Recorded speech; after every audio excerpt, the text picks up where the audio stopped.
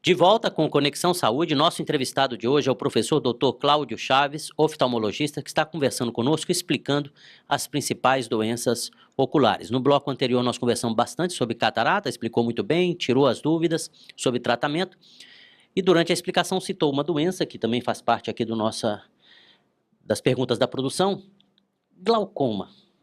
O que é isso, professor?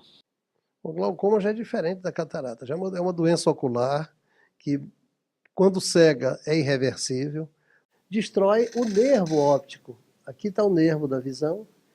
Essa destruição pode ser por deficiência na circulação ou por compressão do nervo pela pressão ocular aumentada. Dentro do olho tem uma pressão, tem um líquido que é produzido, ocupa esses espaços mais anteriores do olho, entre a córnea e a íris, e é filtrado aqui nesse ângulo. Esse líquido, quando tem dificuldade em sair do olho, a pressão se aumenta. Então você tem uma produção, tem uma circulação e tem um escoamento, grosseiramente falando. Então, se produzir líquido demais, se tiver dificuldade de circular dentro do olho e se tiver dificuldade de sair do olho, que é o que mais comumente ocorre, aí você tem aumento da pressão. O aumento da pressão é uma das principais causas de produzir dano no nervo. Se bem que há também algumas situações em que o dano é puramente por isquemia, por falta de circulação ou diminuição da circulação.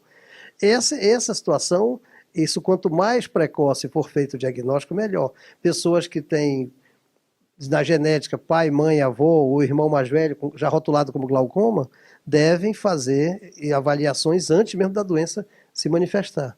E como essa doença, na grande maioria dos casos, se bem que pode ter a forma congênita ou juvenil, mas a grande maioria se apresenta depois dos 40 anos. Então, o indivíduo, a mãe teve glaucoma, o pai glaucoma, o irmão mais velho, ele se aproximou dos 40, não é que ele vai ficar paranoico procurando glaucoma, mas é bom fazer uma avaliaçãozinha e dizer ao médico, porque nos 40 geralmente você vai botar o óculos para leitura. Quem nunca usou óculos já não consegue ler, tem que afastar o braço. É o cansaço da acomodação, do zoom que o olho tem de enfocar diferentes distâncias. Nesse momento, ele não deve buscar só o óculos para ler de perto. Ó, doutor, eu vi falar numa doença glaucoma, minha mãe teve isso, meu irmão mais velho, e parece que aos 40 anos é quando ela bota a cara de fora, na maioria das vezes, e eu estou com 40, não é bom dar uma olhadinha? Você lembra o doutor, que às vezes não é que o doutor vai negligenciar, mas às vezes, num volume de trabalho tamanho, pode o doutor se limitar a passar os óculos. E a pessoa pode estar começando a desenvolver glaucoma. Quando vai ver que já sente dor, crise e tal, está lá adiante a doença. Já destruiu boa parte do nervo. O nervo óptico é como se fosse, imagine um fio de luz, aqueles fiusozinhos. Então você tem 1.200.000 fiusos daqueles constituindo o nervo óptico. Esse dano do glaucoma não diagnosticado vai quebrando aqueles fiusozinhos. Quando o indivíduo vê, ele tem campo visual restrito. Começa a enxergar um tubo assim, mais ou menos. É aquele indivíduo que passa no exame do Detran, isso é outro interessante, mas é outra história. O exame é falho, porque você lê as letras no Detran. Isso é no Brasil todo, é a acuidade visual. O indivíduo passa no teste, ele lê tudo, mas ele bate o carro facilmente, porque ele não vê de lado. Ele não tem campo. E ele tem glaucoma e nem sabe. O glaucoma, ele vai cegando, vai perdendo o campo. De fora para dentro vai fechando. Isso, vai fechando. Então, quer dizer, o indivíduo, às vezes é aquele indivíduo que entra no ambiente e então ele cumprimenta as pessoas dando a cabeça. Olá, pessoal, bom dia, boa tarde. É porque ele não está vendo de lado. Entendi. Já pode ser um sintoma de... Então, quer dizer, ele vai perdendo o campo. Isso é muito importante, essa educação em saúde, para as pessoas saberem que isso pode ser glaucoma, antes mesmo de dar dor. É um indivíduo que eu enxergo tudo, mas eu vou fazer não vejo quando passa um carro do meu lado, volta e meia estão batendo a lateral do meu carro, eu bato o carro ao lado. Ele aí pode estar desenvolvendo glaucoma. É aquele indivíduo que não é cacuete, né, porque ele não vê. Entra num ambiente e sai virando. Está complementado. Porque ele não tem campo. Então, são dados importantes, né? Uma das coisas mais importantes em saúde é a educação em saúde. Essas manobras, essas orientações, e o forte do programa, é o objetivo do programa, a conexão. Sim. Quer dizer, levar informação. O indivíduo não é médico, ele não é obrigado a saber isso, mas tem que ser alguém dizer para ele. E desses que não tem na família, casos de glaucoma, até é uma outra pergunta que eu faria, mas, por exemplo, então, existe um check-up ocular, tipo como tem um check-up cardiológico, check-up próstata, tem um check-up ocular? Claro. Para a população em geral, a partir de que idade é importante frequentar o oftalmologista e com que frequência? Bom, então o indivíduo ao nascer deve ser submetido a um exame oftalmológico na maternidade, para ver se não teve nenhuma doença de natureza congênita. Com o crescimento, principalmente quando ele começa a escola, as primeiras letras, é importante uma avaliação para ver se não precisa de alguma correção. Às vezes tem um pequeno grau e a criança não quer ler, não quer estudar, é rotulado de deficiente, de uma criança rude, quando não é. É porque ela vai ler e dói. É um sacrifício, ela precisa de óculos.